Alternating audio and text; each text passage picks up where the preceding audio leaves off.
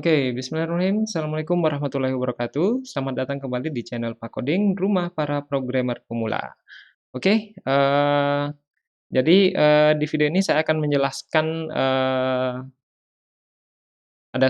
ada pertanyaan ya dari salah satu pembaca modul pembelajaran interaktif, atas nama Anissa Septiani. Pertanyaannya adalah, apa perbedaan antara variabel lokal dan global? Mungkin bisa dijelaskan secara rinci katanya.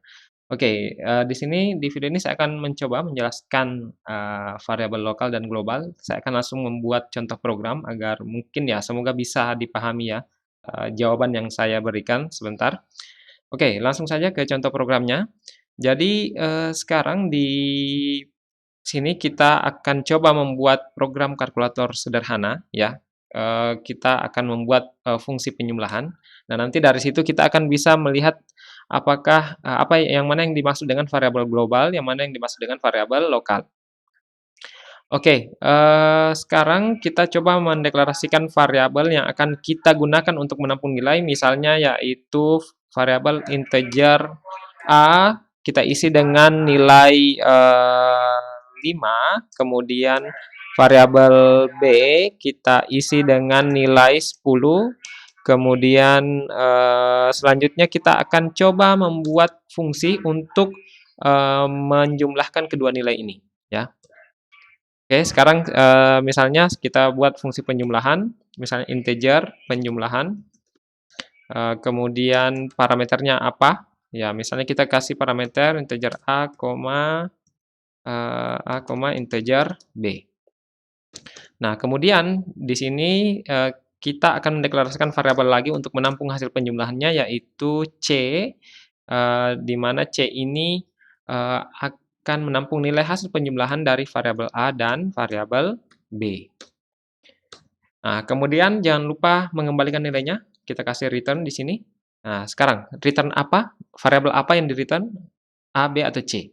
Jawabannya adalah C. Kenapa C? Karena nilai kita akan mengembalikan hasil penjumlahan dari antara nilai A dan B yang tersimpan di variabel C.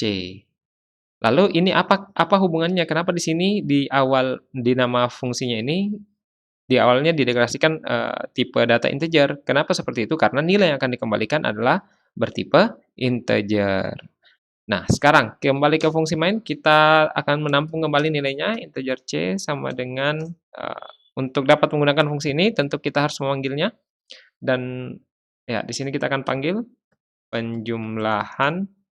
Kemudian nilai apa yang kita ingin jumlahkan? Yaitu nilai A dan B. Berarti yang kita kirim adalah isi dari variabel A dan isi dari variabel B. Kemudian setelah itu tentu kita akan menampilkan nilainya. Cout. Kemudian string hasil penjumlahan adalah ya kemudian variabel apa yang akan ditampilkan? Yaitu variabel C. Line.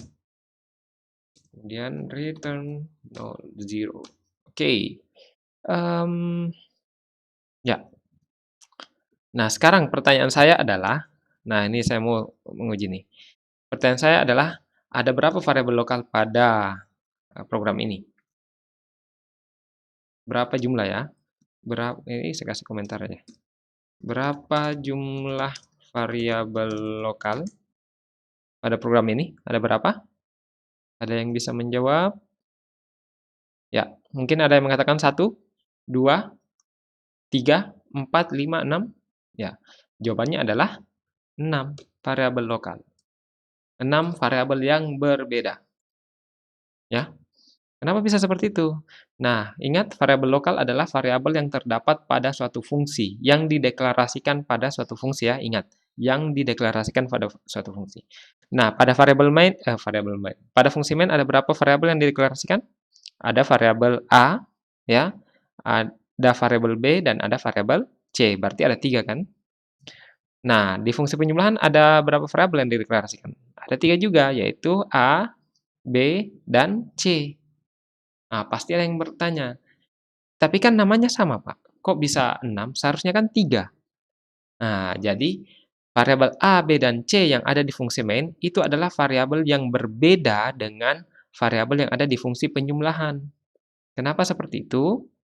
Ya, walaupun namanya sama, ya, tapi ini adalah dua variabel yang berbeda karena lokal, sifatnya lokal, ya. Jadi fungsi main hanya dapat mengenali, variabel A, B, dan C di sini, sedangkan fungsi, penjumlahan hanya dapat mengenali variabel A yang dideklarasikan di sini. Jadi sebenarnya variabel A dan A di fungsi main dan variabel A di fungsi penjumlahan itu adalah penamaan terhadap alamat memori yang berbeda. Variabel A di fungsi main itu adalah nama dari alamat memori, eee tertentu, sedangkan variabel A di, fungsi penjumlahan itu adalah penamaan variabel penamaan alamat memori di alamat memori yang lain. Jadi alamat memorinya tidak sama. Nah, sehingga dianggap berbeda. Jadi variabel A di fungsi main dan variabel B di fungsi penjumlahan itu adalah variabel yang berbeda. Apa buktinya? Sekarang kita buktikan. Misalnya ini kalau saya run, ini seharusnya jawabannya 15 kan? Ya oke, 15 ya. Ya 15, jawabannya 15. Oke?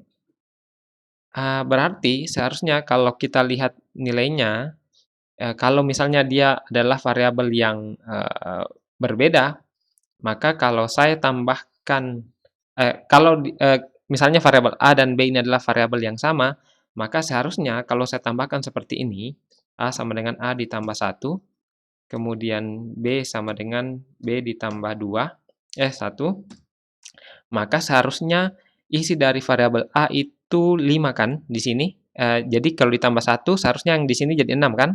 Kalau kalau misalnya kita menganggapnya sama, oke? Jadi kalau saya menambahkan A di sini dengan 1 seharusnya ini bernilai 6, kalau kita menganggapnya sama. Sedangkan B jadi 11 karena kita tambah 1 di sini kan. Nah, sekarang kita lihat. Jika sama, berarti seharusnya nilai A dan B setelah fungsi penjumlahan dieksekusi itu berubah menjadi 6 dan 11. Ya, tapi kalau berbeda berarti nilainya akan kembali menjadi 5 dan 10. Nah, oke. Nah, sekarang kita coba run dan saya akan coba debug di sini. Oke. Ya, sekarang saya run misalnya. Oh, maaf. Nah, ini kalau misalnya kita run seharusnya nih hasilnya kan 6 ditambah 11 ya. Jadinya 17. Jawabannya harusnya 17. Oke, jadi 17 ya. Nah, sekarang kita akan cek apakah variabel ini adalah variabel yang berbeda atau, sama. Sekarang kita lihat variabel A di sini bisa teman-teman lihat ya, di sini ya. Ini lihat sudah ada 3 variabel yang dideklarasikan, ini adalah variabel yang ada di fungsi main. Nah, kalau ini sudah dieksekusi, maka nilai 5 masuk ke variabel A. Kemudian B bernilai 10. Nah, sekarang kalau ini dieksekusi berarti, pengeksekusi akan, pindah ke fungsi ini, ya kan? Nah, sekarang di sini dideklarasikan variabel A. Nah, sekarang variabel A jika ditambah 1 jadinya 6, ya kan? Kenapa bisa nilai A di sini jadi 5 dan B di sini, 11? Karena, pada saat fungsi penjumlahan dipanggil, nilai A itu dikirim. 5 dikirim melalui variabel A dan 10 dikirim melalui variabel B, di mana isi variabel A akan diterima oleh variabel ini dan isi variabel B akan diterima oleh variabel di sini, B di sini. Sehingga kenapa tadi nilai A 5 dan B 10, ya. Jadi ini sebenarnya sekarang sudah variabel A, B, dan C yang ada di fungsi penjumlahan. Nah, ini tadi di sini sudah dieksekusi ya. 5 ditambah 1 jadinya 6. Kemudian B ditambah 1, 10 tambah 1 jadinya 11. Kemudian C setelah dieksekusi, jadinya, 17 kan? 17. Oke. Nah, sekarang setelah dieksekusi, setelah kembali di sini seharusnya nilai A tetap menjadi, 6 dan B tetap 11 kan? Ya kan? Karena kan sudah dieksekusi tadi ini, dan pengeksekusi sudah berada di posisi ini. Berarti seharusnya nilai A tetap 6 dan nilai B tetap 11, karena ini sudah tidak dieksekusi lagi, ya kan? Nah, kalau kita lanjutkan, oke, lihat. Variabel A nilainya tetap 5, B nilainya tetap 10, sedangkan C berisi 17. Kenapa? Karena tadi nilai C dikembalikan ke fungsi pemanggilnya dan disimpan ke variabel C. Oke? Oke ya? Oke oke oke. Nah, lihat ini berubah jadi 5 dan 10, padahal tadi sudah ditambah 1 kan? Nah, ini membuktikan bahwa variabel A pada fungsi penyembelahan dan variabel A pada fungsi main itu adalah dua variabel yang berbeda.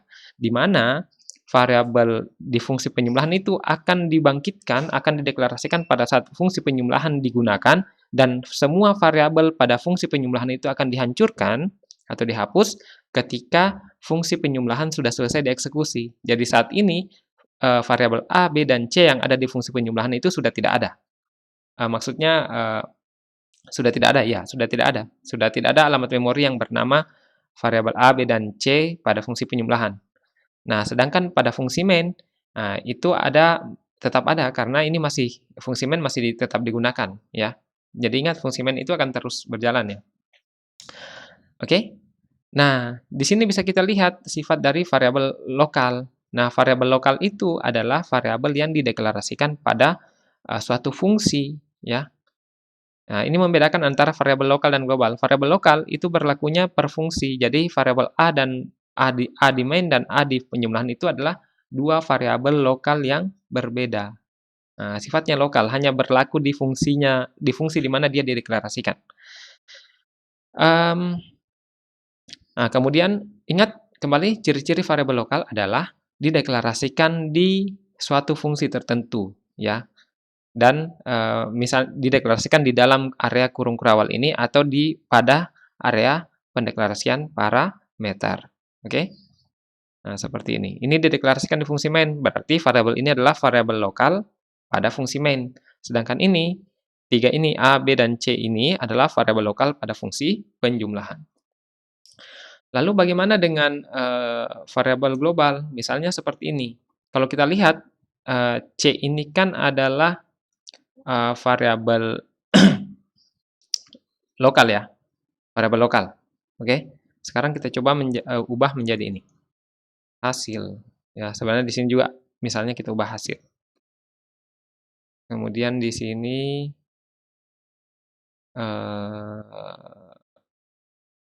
integer hasil di atas. Coba kita run. Oh, maaf. Saya belum mengubah di bawah. Oh, ini hasil. Ya. Ya, oke.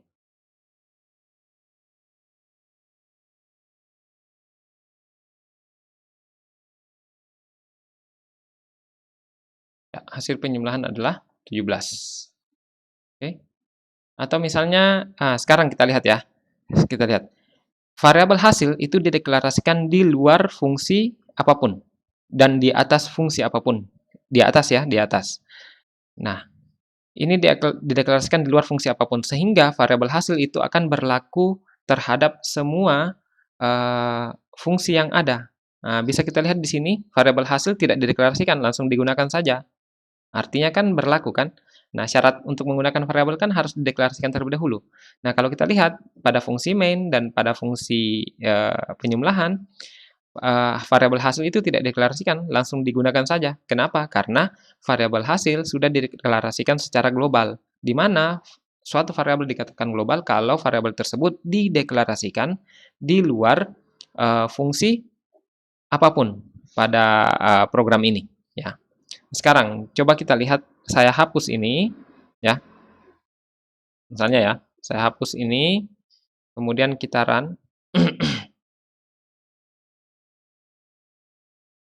Berapa nilai hasil? 17.